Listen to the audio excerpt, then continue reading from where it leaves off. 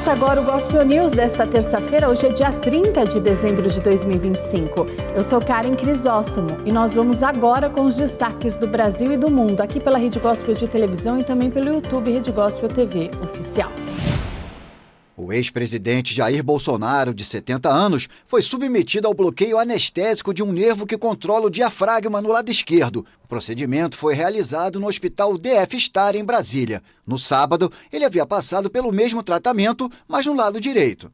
Nós fizemos hoje o bloqueio do lado esquerdo e fizemos o complemento do lado direito. Fizemos tanto com eletroestimulação, tanto com documentação com escopia durante o procedimento. Foi super tranquilo o procedimento, durou cerca de 1 hora mais ou menos. Do ponto de vista de cirurgia, ele vem evoluindo de forma bastante satisfatória, fazendo curativo, fisioterapia, cuidados com profilaxia de trombose venosa. E dessa parte ele está evoluindo de forma bastante satisfatória dentro do previsto. Bolsonaro ainda deve realizar uma endoscopia entre terça e quarta-feira. E o cirurgião afirmou que, se não houver novas intercorrências, novos problemas, ele deve ficar no hospital até o dia 1º de janeiro. Assim que receber alta hospitalar, o ex-presidente deverá voltar ao quarto onde cumpre pena, na Superintendência da Polícia Federal, em Brasília. O Supremo Tribunal Federal sentenciou Bolsonaro a 27 anos de prisão por tramar um plano para se manter no poder após perder as eleições para Luiz Inácio Lula da Silva em 2022. O STF rejeitou o pedido da defesa do ex-presidente para que ele pudesse cumprir a sentença em prisão domiciliar devido a seu estado de saúde. O Instituto Brasileiro de Geografia e Estatística anunciou nesta terça-feira que o desemprego no Brasil caiu ao seu nível mais baixo desde 2012, no trimestre de setembro a novembro. De acordo com o IBGE, a queda se deve aos novos postos na administração pública e nos serviços sociais. A taxa de desocupação foi de 5,2%, uma queda de 0,2% em relação ao trimestre móvel anterior, que também havia registrado um mínimo histórico.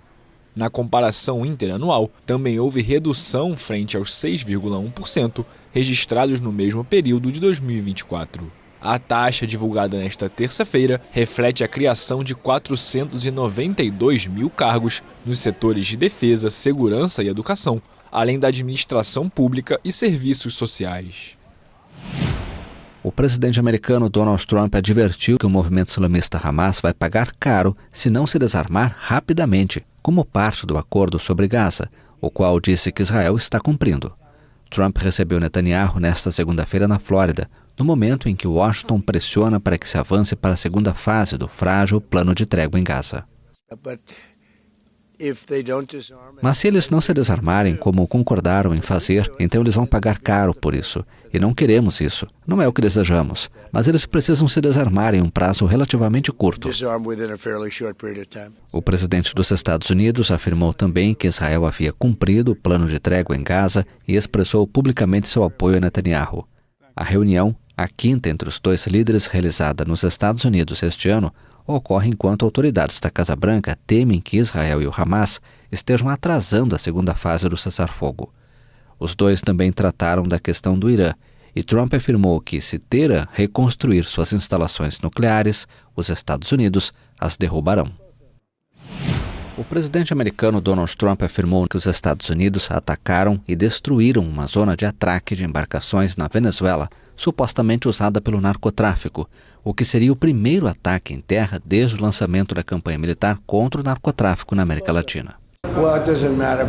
Bem, não importa, mas houve uma grande explosão na área do cais onde carregam os barcos com drogas. Eles carregam os barcos com drogas, então atingimos todos os barcos e agora atingimos a área. É a área de distribuição, é onde eles distribuem as drogas e isso não existe mais.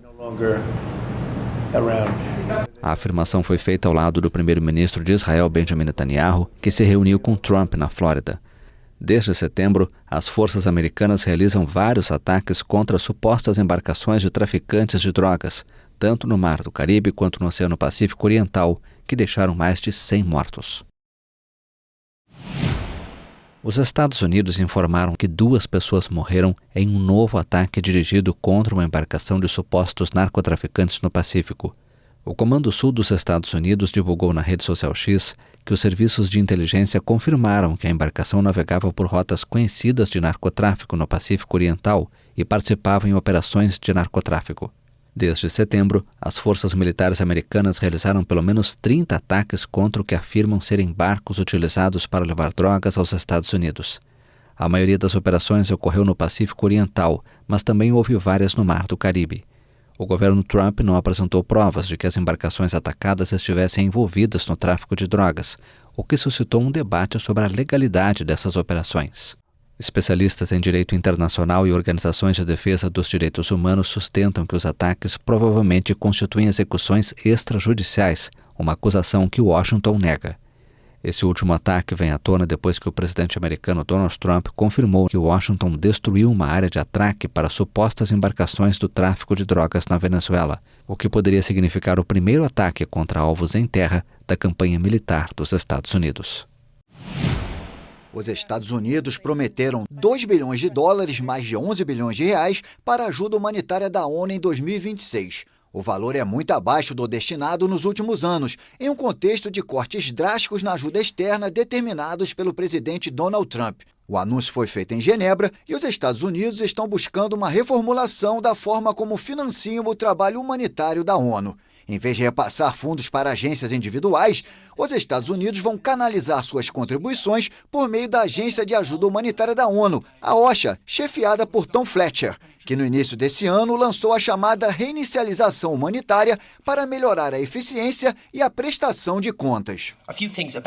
Este não é nosso único compromisso com esse projeto, é um compromisso inicial fundamental vinculado a 17 países. À medida que o novo sistema se desenvolve, esperamos poder continuar a canalizar recursos adicionais e adicionar outros países à iniciativa. Esperamos que esses 2 bilhões de dólares não sejam o fim, mas apenas o começo de uma parceria. Acredito que, de acordo com nossos cálculos, é cerca de 2 vezes mais eficiente do que o sistema antigo.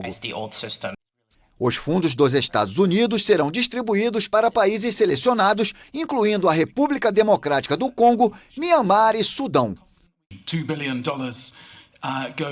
2 bilhões de dólares representam uma contribuição enorme para salvar milhões de vidas. Esse valor é fundamental para o plano de 2026, no qual buscamos alcançar 87 milhões de pessoas com assistência vital. É claro que não vai financiar todo o plano. Estamos buscando arrecadar 23 bilhões de dólares para o plano completo. Nosso trabalho agora é apresentar essa proposta a outros doadores para que respondam com generosidade. Em 2025, o apelo humanitário da ONU de mais de 45 bilhões de dólares ou 249 bilhões de reais foi financiado com pouco mais de 12 bilhões de dólares, 66 bilhões de reais. Foi o montante mais baixo em uma década, segundo as Nações Unidas. Esses fundos permitiram ajudar apenas 98 milhões de pessoas, ou seja, 25 milhões a menos do que em 2024. De acordo com a ONU, os Estados Unidos se mantiveram em 2025 como o principal país doador dos programas humanitários no mundo, mas com uma queda significativa, 2,7 bilhões de dólares contra 11 bilhões em 2024. O Kremlin acusou a Ucrânia de lançar 91 drones contra a residência de Vladimir Putin na região de Novgorod. De acordo com a nota do ministro das Relações Exteriores russo, Sergei Lavrov, no Telegram, o ataque ocorreu durante a noite. O chanceler alertou para a retaliação e afirmou que a posição de negociação de Moscou por um fim da guerra será revisada. Em Kiev, Volodymyr Zelensky rejeitou a acusação de ataque lançada por Moscou.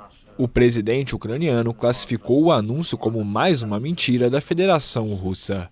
Durante conversa virtual com jornalistas, o presidente ucraniano destacou que Moscou preparava com a notícia o terreno para ataques, provavelmente contra a capital e possivelmente contra prédios do governo.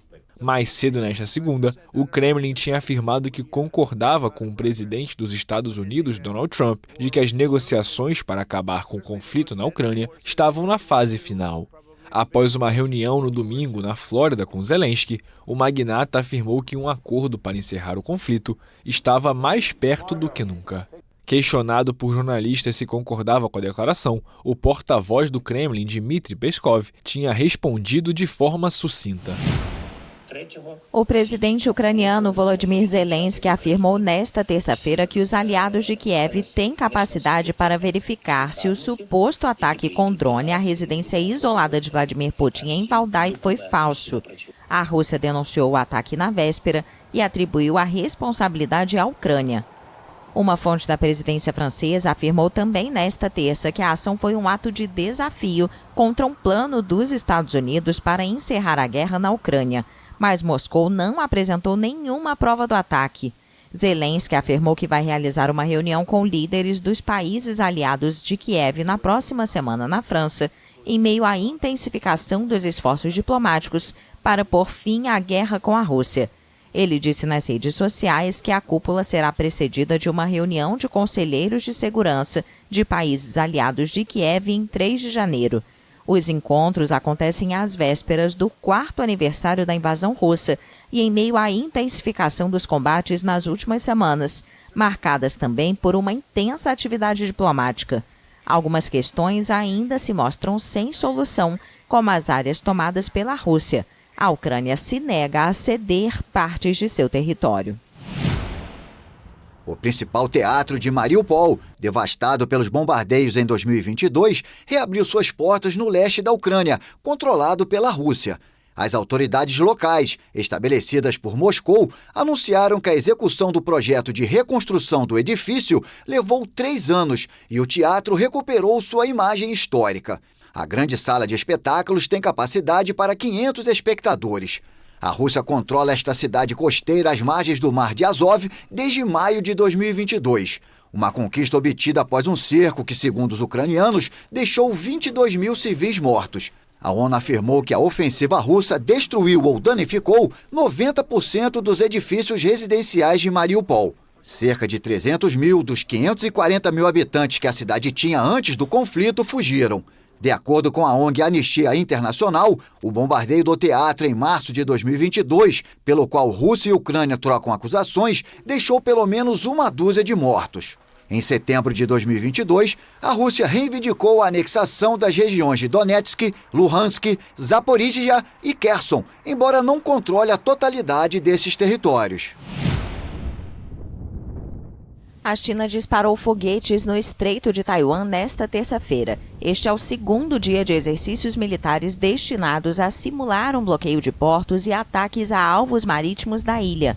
Os exercícios, chamados de Missão Justiça 2025, começaram na segunda-feira e foram vistos por Taipei como uma clara intimidação militar. As manobras ocorrem depois que os Estados Unidos anunciaram a venda de armas para Taiwan e após declarações da primeira-ministra japonesa que sugeriu uma resposta militar em caso de agressão contra Taiwan. Pequim alertou que forças externas que armam Taiwan estão empurrando o estreito para uma situação perigosa de guerra iminente. Diante das contínuas provocações das forças pró-independência em Taiwan e das vendas de armas em larga escala dos Estados Unidos, devemos nos opor firmemente e responder com força. A China considera Taiwan parte de seu território e não descarta o uso da força para tomar a ilha de governo autônomo. Taiwan condenou as manobras e afirmou que a China estava minando a estabilidade regional.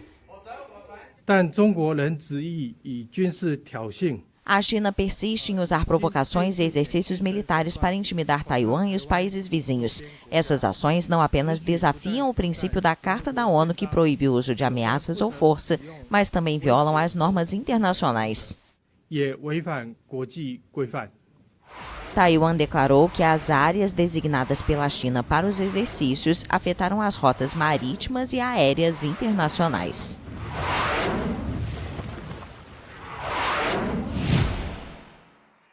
As autoridades sírias impuseram um toque de recolher noturno na cidade portuária de Latakia nesta terça-feira, após ataques ocorridos no dia anterior em bairros de maioria alauíta.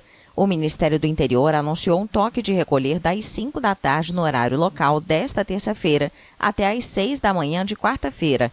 Este grupo minoritário tem sido alvo de ataques desde a deposição do ex-presidente sírio Bashar al-Assad, também alauíta, em dezembro de 2024. Na segunda-feira, várias pessoas atacaram bairros predominantemente alauítas, danificando carros e vandalizando lojas. Os ataques ocorreram um dia depois de 3 pessoas terem morrido durante protestos em massa dessa comunidade minoritária, após um atentado com bomba na cidade de Homs. Segundo uma fonte, uma das vítimas era membro das forças de segurança sírias. As autoridades declararam na segunda-feira que reforçaram a segurança em vários bairros de Latakia. A cidade, localizada no coração da zona alauíta da Síria, também possui diversos bairros de maioria sunita. Em março, centenas de alauítas foram mortos em massacres sectários nessa região da Síria. Apesar das garantias de Damasco de que todas as comunidades na Síria serão protegidas, as minorias permanecem apreensivas quanto ao seu futuro sob as novas autoridades. Uma coalizão liderada pela Arábia Saudita atacou um carregamento de armas e veículos de combate que estava sendo entregue ao Iêmen por navios dos Emirados Árabes Unidos na madrugada desta terça-feira. Segundo a agência de notícias saudita, os navios chegaram do porto de Fujairah, no leste dos Emirados Árabes. A agência afirmou que a operação foi realizada de acordo com o direito internacional humanitário e que não houve danos colaterais, mas casas na região foram afetadas. A ação ocorreu dias depois de ataques aéreos sauditas contra posições separatistas na província de Hadramaut, no Iêmen. Nas últimas semanas, o Conselho de Transição do Sul, uma força apoiada pelos Emirados Árabes Unidos que busca reviver o antigo Estado independente do Iêmen do Sul, avançou por grandes áreas do país, expulsando outras forças governamentais. Em resposta ao avanço dos separatistas, o governo iemenita declarou estado de emergência por 90 dias nesta terça-feira e pediu aos Emirados Árabes Unidos que retirassem suas forças do país. Embora valorizemos o papel que os Emirados Árabes Unidos desempenharam anteriormente como membro da coalizão para o apoio à legitimidade liderada pela Arábia Saudita, infelizmente seu papel se voltou contra o nosso povo, apoiando explicitamente a rebelião e fomentando a discórdia interna de uma forma que ameaça nossa segurança, estabilidade, instituições e unidade e prejudica nosso povo. A Arábia Saudita e os Emirados Árabes Unidos apoiam facções rivais dentro do governo do Iêmen.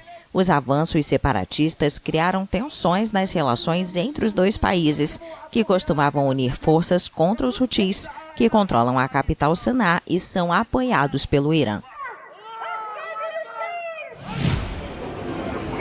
Passageiros em Londres ficaram retidos após a Eurostar suspender todos os trens entre a capital inglesa, Paris, Amsterdã e Bruxelas, devido a um problema no fornecimento de energia no túnel do Canal da Mancha. O site da Eurostar mostrava que os trens que ligam Paris e Bruxelas, sem passar pelo túnel, previstos para terça-feira e datas posteriores, também pareciam ter sido cancelados. Não está claro se estes dados estariam relacionados. No começo da tarde, a operadora do túnel do Canal da Mancha, Getlink, confirmou o começo da retomada progressiva do tráfego ferroviário sob o canal. Mas a empresa publicou uma nota que afirma que o problema no fornecimento elétrico persiste e recomendou que todos os passageiros adiassem suas viagens para outra data. A interrupção ocorre em um período de viagens muito movimentado entre o Natal e o Ano Novo. Um número recorde de 19 milhões e meio de passageiros viajaram no Eurostar no ano passado, um aumento de quase 5% em relação a 2023, impulsionado pela demanda dos visitantes dos Jogos Olímpicos e Paralímpicos de Paris. O Eurostar detém o monopólio dos serviços de passageiros pelo túnel, que liga a Grã-Bretanha à França desde a sua inauguração em 1994. Os serviços de resgate alpinos italianos confirmaram nesta terça-feira que várias pessoas ficaram feridas e quase 100 foram impedidas de descer de uma montanha após um acidente com um teleférico no noroeste do país. De acordo com autoridades locais, ninguém ficou gravemente ferido após um incidente no veículo que liga Macugnaga a Monte Moro, a 2.800 metros de altitude, perto da fronteira com a Suíça. Na nota, um porta-voz explica que há indicações de que a cabine chegou à estação superior em alta velocidade, o que provocou o acidente. Segundo os bombeiros, o episódio envolveu duas cabines do teleférico que colidiram com as estruturas das estações superior e inferior. 3 dos 15 passageiros da cabine superior ficaram feridos, além do operador da estação inferior. Quase 100 pessoas permaneceram no topo da montanha, já que o teleférico não pôde ser utilizado para a descida após o acidente. Cerca de 3 horas mais tarde, todos haviam sido resgatados de helicóptero. E no próximo bloco, mais notícias do Brasil e do mundo nesta terça-feira, dia 30 de dezembro.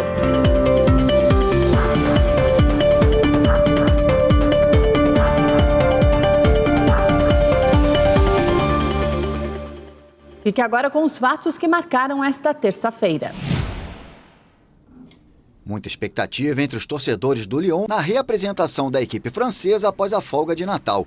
A chegada de um jovem craque sempre mexe com o clube. E a contratação por empréstimo do atacante brasileiro Endrick, de 19 anos, que estava sem espaço no Real Madrid, foi um grande reforço para o Lyon.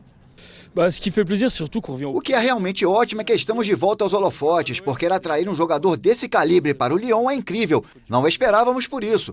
Quando ouvi os primeiros rumores, pensei que fosse impossível. Disse a mim mesmo que não podia ser verdade e que só acreditaria quando visse. Mas agora eu vi, então acredito.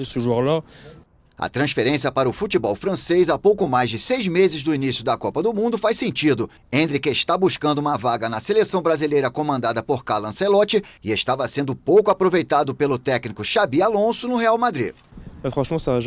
Sinceramente, ele é um jogador de qualidade. Ele precisa se desenvolver um pouco mais para jogar em uma Copa do Mundo. Acho que o Lyon é um bom clube para isso. Ele terá tempo de jogo e vai disputar uma competição europeia como a Liga Europa.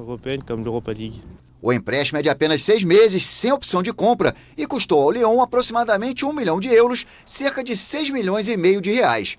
Os torcedores ainda não conseguiram se encontrar com Endrick, mas o capitão Tolisso recompensou o esforço deles. A polícia fez buscas na sede da Associação do Futebol Argentino em Buenos Aires nesta terça-feira em uma investigação sobre suposta sonegação fiscal por parte de uma empresa ligada à entidade.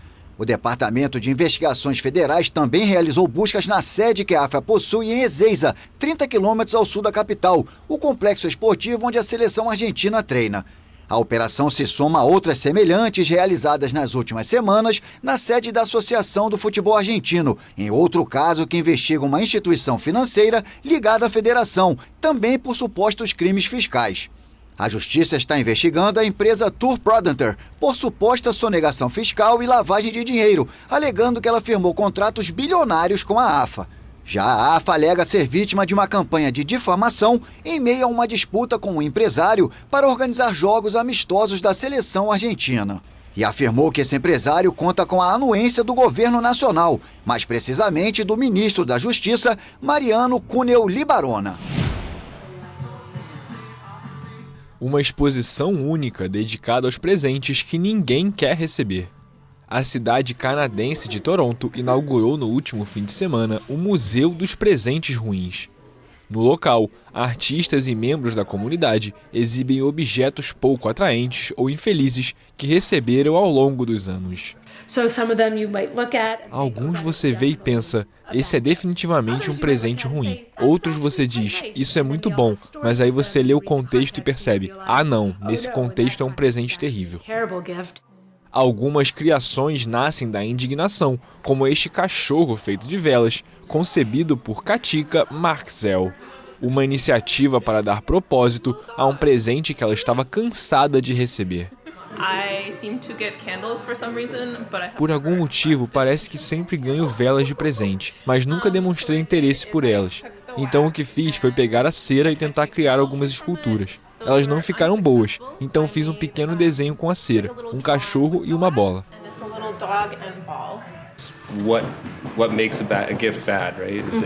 O que torna um presente ruim? É a sua própria percepção? É algo social? Por que um presente é ruim? A pessoa que te deu o presente provavelmente não achou que era ruim. Então, o que é um presente ruim?